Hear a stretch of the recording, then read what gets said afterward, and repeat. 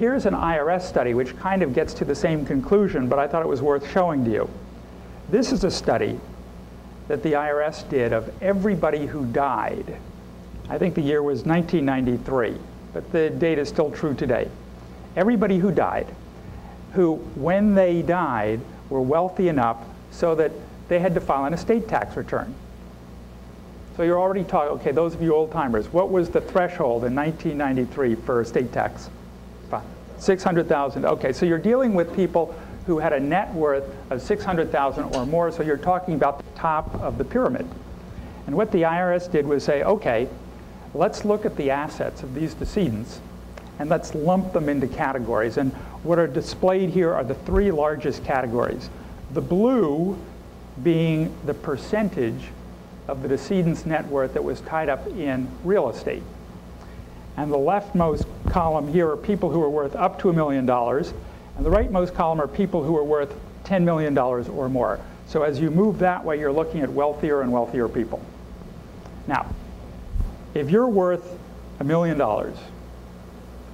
your biggest asset is real estate. If you're Bill Gates, real estate just isn't that significant. Can anybody guess why this is so? Why the wealthier you are, the less important real estate becomes? Business reinvestment. Business reinvestment, well, it'll turn out what you're saying is true, but the reason why real estate becomes less significant is this. If you're worth $1 million, chances are, what's your biggest asset? If you're Bill Gates, how many houses do you have? You might have 5 or 10 houses. I mean, you could have a lot of houses. But compared to his Microsoft stock, it becomes relatively less significant. And that's what the data suggests. Real estate, less important.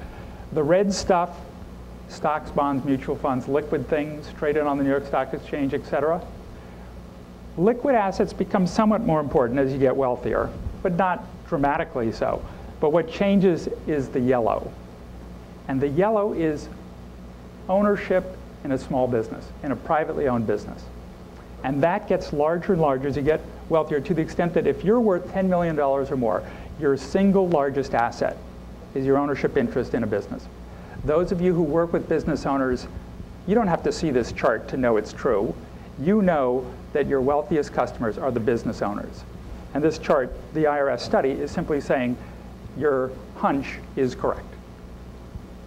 And that's, kind of surprising to a lot of people who are thinking, oh, if you don't make money on Wall Street, you're not going to be wealthy. Well, there are only 10,000 public companies, but there are 6.6 million private companies.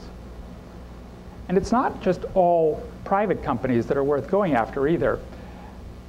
Of those 6.6 million, there are 25% that have 10 or more employees. 75%, 5 million or so, have fewer than 10 employees. And in terms of your time and where you can spend it effectively, I would say focus on this world, the world of 10 or more employees. And in fact, if you're thinking about putting together those prospect lists that Brian was talking about in the previous remarks, your clients, your prospects, trusted advisors, when it comes to business owners, you almost can't go wrong if you focus on businesses with 10 or more people. Because almost by definition, those companies are worth at least $1 million, probably more than that. And now I want to get to kind of the heart of what I'm going to suggest to you as a way to engage with these people. I will argue over the next few minutes that the valuation issue, which can be characterized as a simple question, when was the last time you had your business properly valued? That question is a very powerful door opener and business development opportunity. I'm going to kind of skip through this stuff, but because I've touched on it earlier, owners all have a number in their head that they think their business is worth. We see this over and over and again. And I think you all know this yourself. When you're getting to that part on the fact finder, where you're trying to understand your client's position, you can get to the point where you ask, what's the value of your house? They know that pretty accurately. What's the value of your cars? What have you got in your mutual funds, your IRA? All that's very accurate.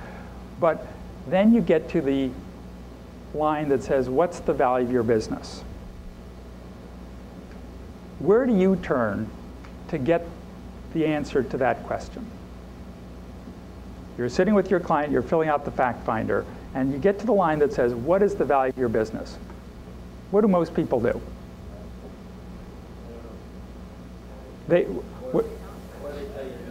Most clients actually don't say they don't know. Won't they give you a number? They will absolutely give you a number, and you dutifully, I'm not saying you personally, but most advisors will dutifully write it down. But let me tell you why it's risky to do that, and why that becomes your opening to dramatically build stronger bonds between you and the client or the prospect, and also open up all sorts of referral opportunities. Let me share with you the results of a study that we did, our own kind of focus group, if you will, a few years ago. I give this talk all the time. And I thought it would be nice to be able to quantify just how accurate or inaccurate is the owner's notion of value. So in 2005, and it turns out that there's virtually no published data on this subject. So in 2005, SPARDATA decided to do our own study. Every year, or that year, every time somebody hired us to value their business, we would say, thank you very much, we appreciate it. Before we get started, just out of curiosity, what do you think your business is worth? And whatever number they had in their heads, we would jot down on a piece of paper, stick it in the folder, go do our work. So 8 to 12 weeks later, we now knew what the business was worth, and we could compare the owner's guess to our findings. And what we found was that the typical owner misjudged the value of his or her business by 50% or more. Think about that, 50% or more. They thought the business was worth $2 million. It was worth $5 million. Or they thought the business was worth $5 million, but it was worth $2 million. So think about that. You're filling out the fact finder. You've got a good number for the house. You've got a good number for the mutual funds, but you get to the line that says, what's the value of the business? If you take the owner's number, he's going to tell you, or she's going to tell you $2 million. Be aware that could be a $5 million number. Or they could be giving you a $5 million number, and be aware it could be a $2 million number in reality. You can tell. I don't have to tell this room. You've got, a lot of you have gray hair in your temple. Come on, that's supposed to be funny. Nobody's laughing. Or no hair. Yeah, or no hair. That's true too. But the fact is, this is probably the owner's biggest asset, but you're building a plan based on faulty data. And that's your opportunity. And I'll tell you what else.